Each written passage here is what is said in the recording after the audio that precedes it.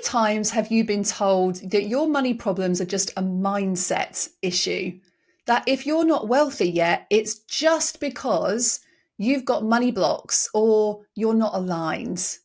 Well, what if I told you that actually that is emotional gaslighting that is designed exactly to keep you blaming yourself instead of seeing some of the real problems?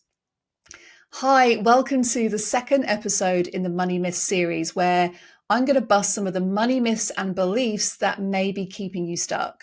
I'm Catherine Morgan, former financial advisor turned financial coach and money psychology expert, and I'm here to help you embody a new relationship with money. And today we're unpacking that money myth that says you have to have a millionaire mindset to become wealthy. Now, I talk a lot about mindset. It is incredibly important, but it's not the only thing to do if you want to become a millionaire, right? If it was that easy, we would have more millionaires on the planet. And you've probably seen this idea all over social media, the glossy vision boards, especially this time of year, photographs of the yachts, captions like "see it, believe it, achieve it." There's a real underlying message here that if you simply change your mindset, raise your vibrations, and think like a millionaire, that money will just magically flow into your bank account. Now, I am all for positive thinking and dreaming big. Our thoughts, our beliefs are very, very powerful. But there's also a shadow side to this narrative that I don't think gets talked about enough. And before we dive into this subject, I wanted to share something with you that's going to massively support what we talk about today. And I've created a free guide called the 5 Hidden Money Beliefs. And these are the beliefs that can really be quite sneaky. They're these unconscious patterns that might be running in the background. And so you can download this guide. It will break down every belief, the 5 top beliefs, and show you how you can, through embodiment work, start to create some change, not just through the mindset. This is going much deeper. You'll find the link in the description below. Grab it before we get started, because what we're going to cover today is going to make so much more sense when you understand your hidden beliefs. So let's get stuck into this. This belief, you have to think like a millionaire to become one. I really believe it glosses over many issues. First of all, it glosses over systemic barriers. Not everybody begins from the same place financially. We have wage gaps. We've got racial discrimination still going on. We've got individuals who have caring responsibilities. That's going to make a huge difference to your financial situation. There are many women who are leaving the workplace or retiring earlier because they have a caring responsibility for their parents. We also have disability factors to consider and other structural factors that affect your ability to build wealth.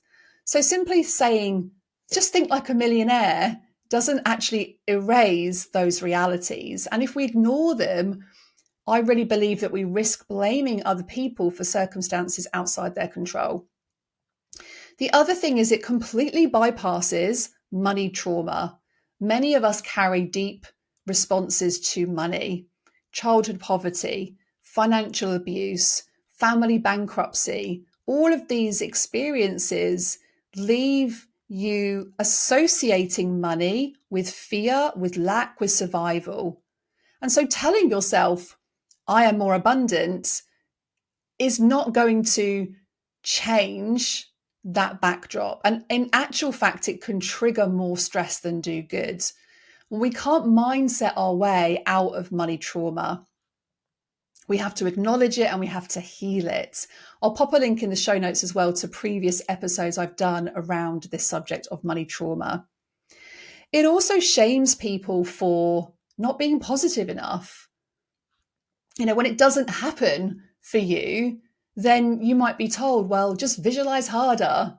Maybe you're not feeling worthy enough. And I think it really perpetuates the idea that if you're struggling, that you're somehow doing something wrong. When you're very often doing the best that you can within your current capacity, with everything else that's going on for you right now, you are doing your best. And so this message creates a lot of toxic positivity. And toxic positivity is the idea that you should remain with a positive mindset no matter what's happening in your life.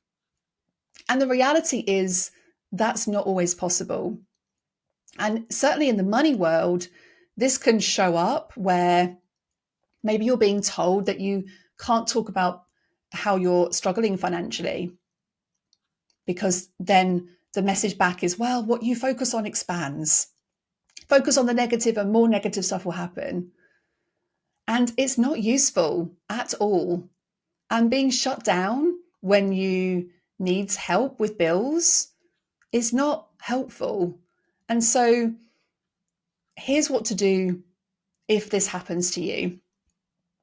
And the first thing I would do is to disconnect from any accounts that you're following that are making you feel like you're not good enough.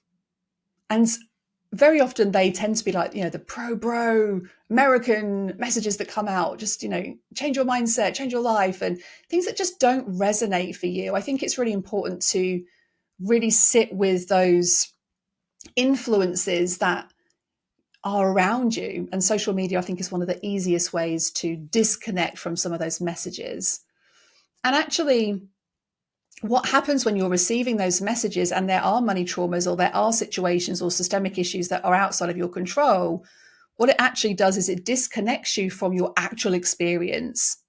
So your body knows that it's not safe and it responds to those messages like they're a threat. And then that just makes you feel bad. And you're just being told to override it. You're essentially just being gaslit to just think differently. And it creates a really dangerous pattern. And I think a lot of the time, when we experience an emotion like fear or anxiety or grief around money, then those emotions carry a really important message. They're not negative emotions like some people would make you believe. It's not just ignore the fear or fear the fear anyway and move past it. It's really important to understand that emotions need motion. Emotions need to be felt, they need to be expressed, they need to be honored. They're actually protecting you. And when you're forced to suppress them, you lose access to the very signals that could help you make better financial decisions. And I've definitely fallen for these traps myself. I've joined the groups, the masterminds that promise to show me how millionaires think and how millionaires make their wealth. And I, pinned all the dutifully pictures of mansions and all those things on my vision board. I wrote all the affirmations out. I did all the feng shui with the coins in my hallway. And yeah, it felt good at first. And when things weren't happening at that particular time for me, I was then blaming myself and thinking, well, what am I doing wrong? What's wrong with me? When in actual fact, I had other things going on in my life that were circumstantial, that it didn't matter how much manifesting I did, things weren't going to change. So there is this kind of blame game that's going on when the millionaire mindset myth doesn't work, and it doesn't work for a lot of people. A lot of blame then gets placed on you. Well, you must have money blocks. You're not aligned. You're still operating from scarcity. You need to do more inner work. Yeah, this blame game kind of then goes on. But notice how it's never the system that's the problem. It's never the myth that's flawed. It's that you're flawed. And I think that's where this is a really dangerous myth to hold on to, that you're somehow sabotaging yourself. And it's quite insidious when you are dealing with real issues and money traumas and circumstances that are outside your control, systemic issues. And this is the piece I think is really important to talk about. So if you're just being told that you can think your way out of it, the affirmations are just going to override those things, well, then we're ignoring some of those systemic barriers, because we don't all start from the same place. We don't all have equal access to money, and no amount of positive thinking is going to change that. When I think about the gender pay gap, women in the UK still earn on average 14% less than men for doing the same job. And that gap is even wider for women of colour, for disabled women, and for mothers. And over a lifetime, that's literally hundreds of thousands of pounds in lost earnings. So you can have the most abundant mindset in the world, but if you're a woman and you are in the workplace, you are likely still being paid less because of your gender. Now, that's not a mindset problem, that's a systemic issue. Then we've got the huge advantage of having family money. I live in Jersey in the Channel Islands, and there's some really interesting stories about how land has amassed significant wealth for a lot of families over here. And that does become a very circumstantial aspect of somebody's money situation.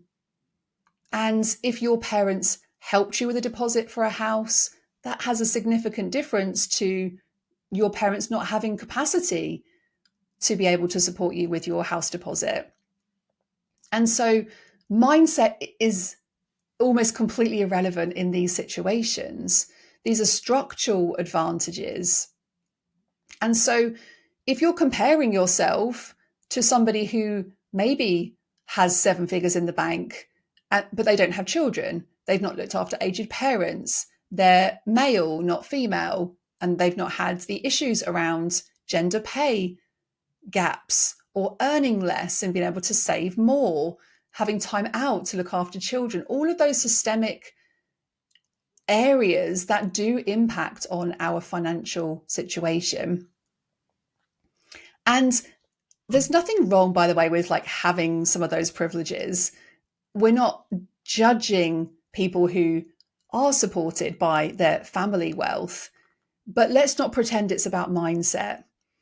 Someone starting from generational poverty has had to work exponentially harder to achieve the same wealth as somebody who started with family money, as an example. It's just a mathematical fact. And part of this systemic barrier as well is access to financial education. I became a financial advisor, so I had a lot of professional training, had a lot of information about money, but most people, including you, I can imagine never learned a single thing about money in school. You didn't learn about compound interest, tax efficiency, pension planning, all of those things. And the millionaire mindset myth tells you that you just need to think abundantly.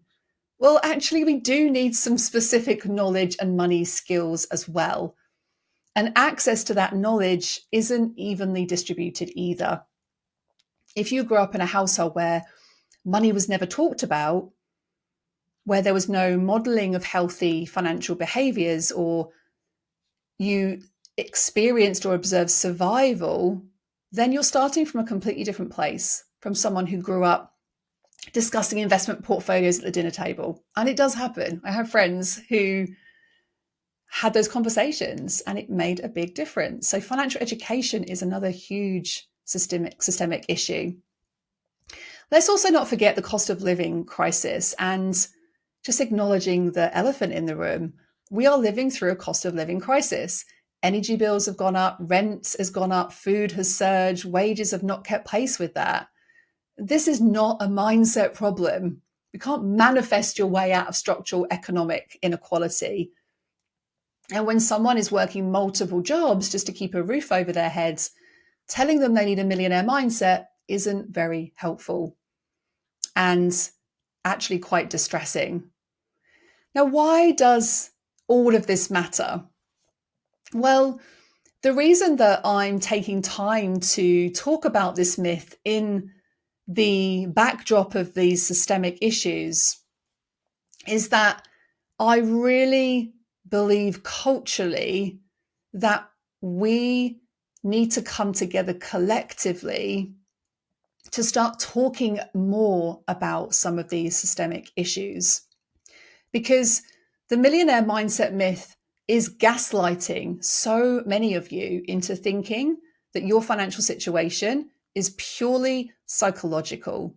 And whilst, yes, our relationship with money absolutely has an internal component, learned behaviors and trauma and all of those things is not the whole picture. And ignoring those systemic barriers keeps us stuck in shame. And it makes you think that you're failing when actually you're navigating a very rigged system. Now, for those of you who follow me may think, oh, I've never heard Catherine get on her soapbox very often, talk about these things, but I'm really passionate about it. And once you begin to see those rigid systems and actually some of those myths may be very carefully placed for a very specific reason, then you can stop blaming yourself for forces that are just simply outside of your control and focus your energy on what you can change. Because the truth of it really is that we can't build genuine wealth on a foundation of denial or a foundation of resistance. And if you're carrying beliefs that it's not safe for me to make more money than my mom, or more money, more problems, then you are subconsciously pushing money away.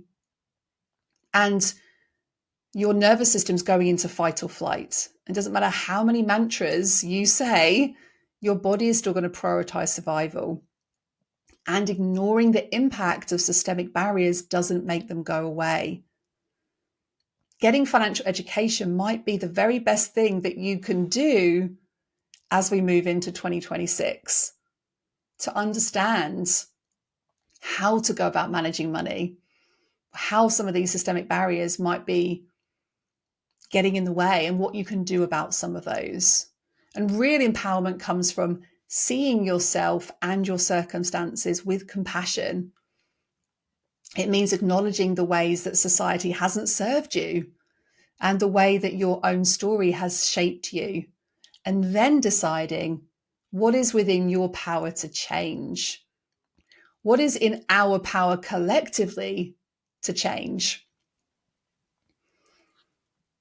And positive thinking is not going to necessarily change all of those things. And let me just touch very briefly on a subject area that you may not have heard of before. And when we talk about traumas or experiences, lived experiences, especially in this context, this is something that is curious to think about, because when you look at the backdrop of these systemic issues, and when you layer into these our own personal lived experiences, it's all living in our bodies. It's living in the cells of our bodies, the imprints of our family generations and the beliefs that they carried around money are going to be literally passed down epigenetically through our value system, through our belief system, and will ultimately affect how we make decisions. And so when you experience financial stress or anxiety, then that has a huge impact on the decisions that you make around money. So when you might sit down to look at your bank balance, your body, your mind doesn't care what affirmations you've been repeating. It just knows this is not safe. This is not safe for me to look at my numbers because of what this means.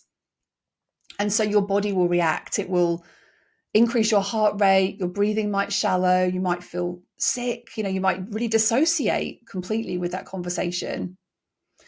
And so this is an important conversation. And so we cannot think our way out of money trauma. We cannot think our way out of systemic issues. We cannot think our way out of how your body is responding based on the meaning that you are giving to money.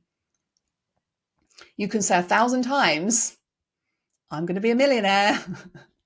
But if your body, your mind doesn't believe it, then it won't make any difference. And actually, it can make things worse. So, this is why the millionaire mindset approach is, in my belief, fundamentally flawed. It's trying to change your thoughts without addressing the patterns that are driving those thoughts.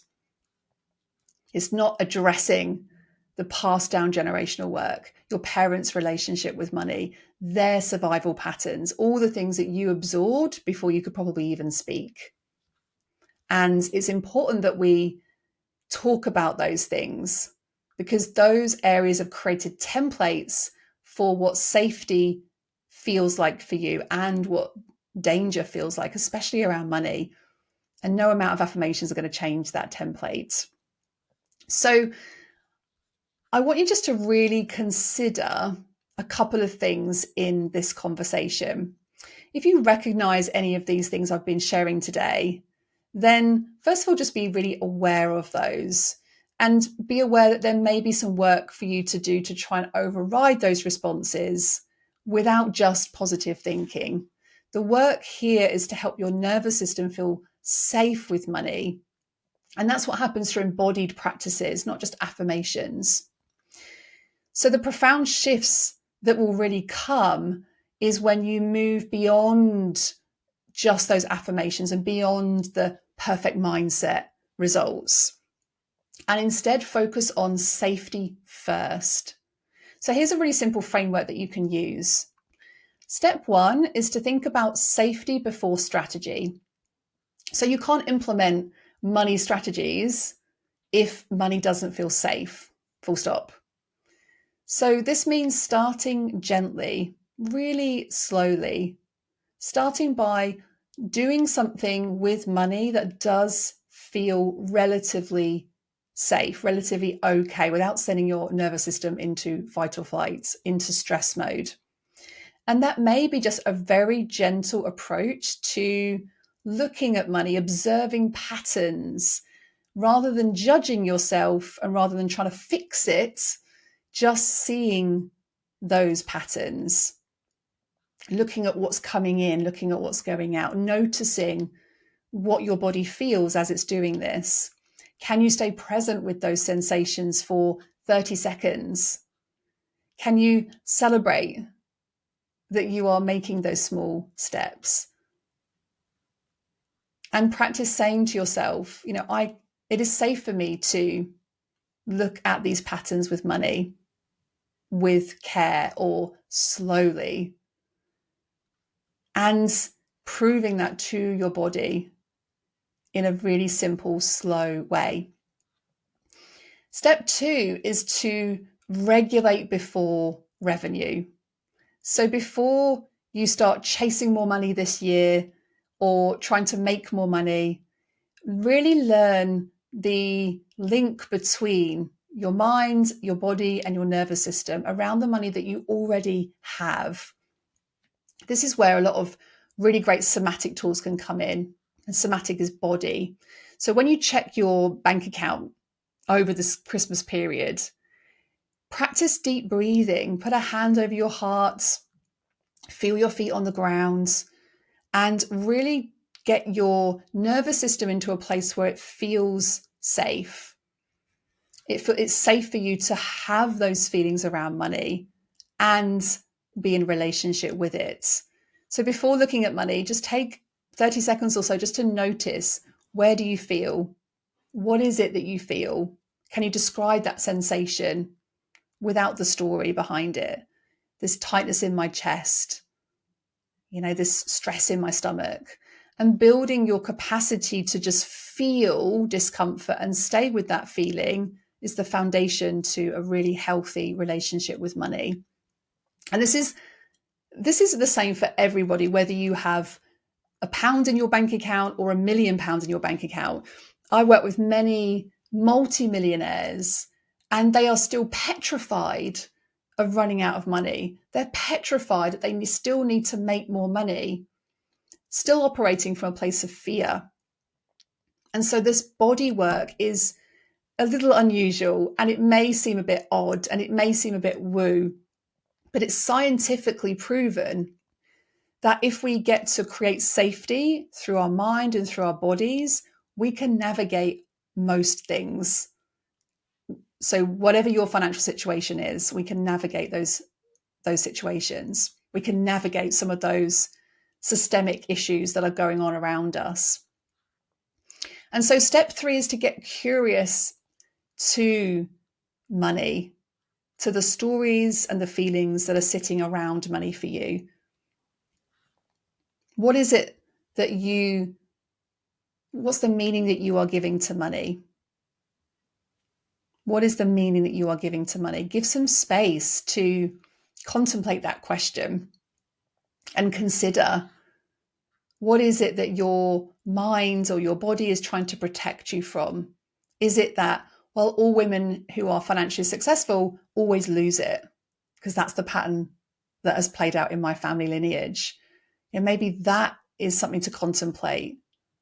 That's mine, by the way. And it's not about overcoming them.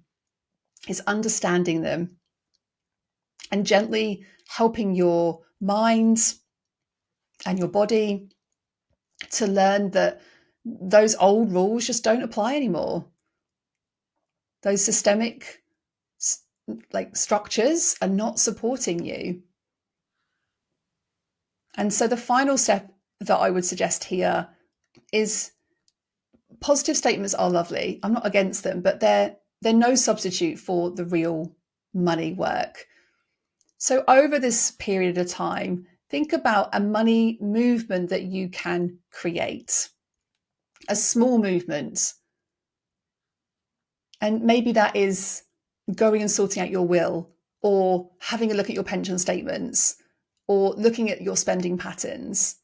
And what I found is that one small movement in one area of your finances can actually really help you to build resilience and help your body and your mind feel present and to build safety.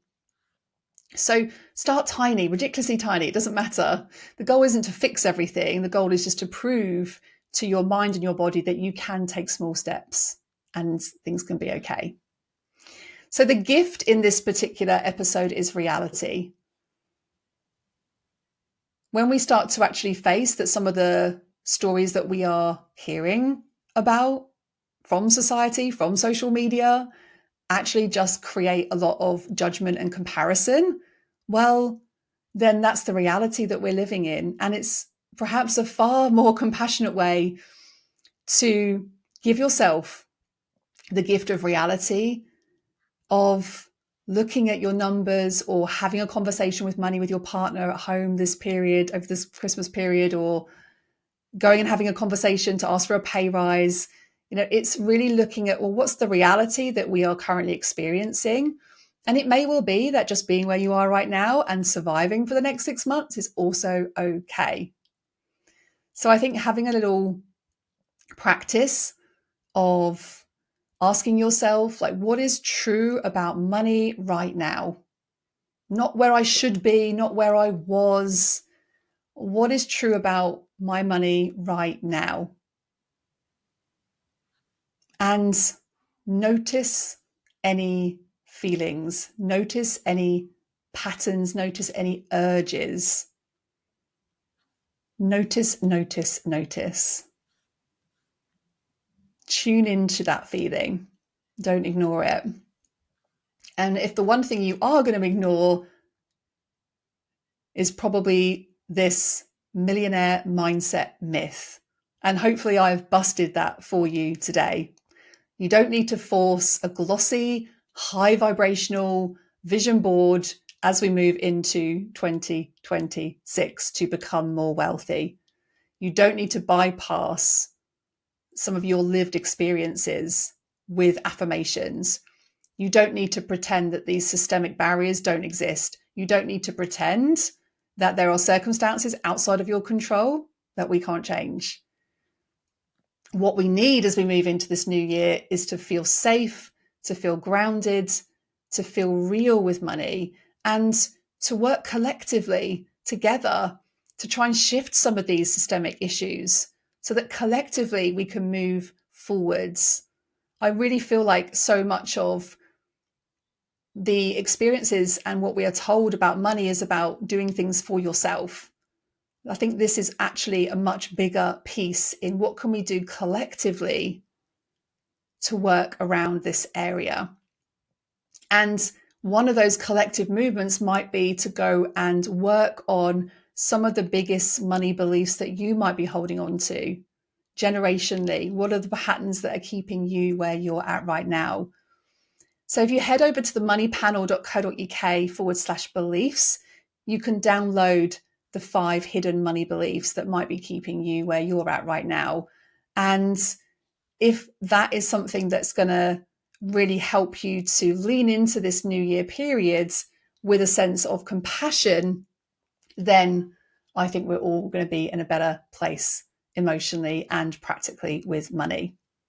So if you found this helpful, please feel free to leave me a comment if you're watching this on YouTube and tell me which of the myths you want me to bust next. What other myths do you feel like we are surrounded by that need to be busted?